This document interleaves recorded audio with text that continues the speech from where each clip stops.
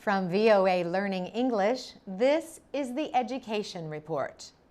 Burma, also known as Myanmar, is one of the poorest countries in the world. The United Nations says people there earn an average of about $460 a year. For more than 20 years, the military ruled the country, leading to international economic sanctions.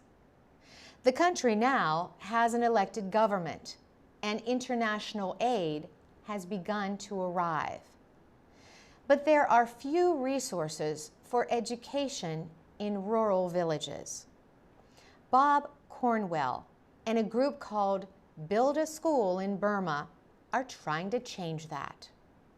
3 years ago, he was a financial advisor to several foreign governments. He and a friend traveled in northwestern Burma and found that many villages had no schools. Bob Cornwell returned to his home in California. Back home, he learned that the cost of building a primary school in Burma was just $15,000 to $20,000.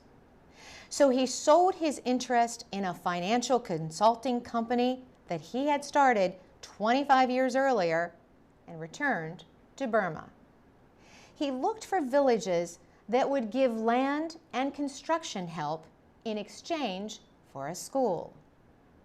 Rick Heitzman, an expert on Burmese music, volunteered to help.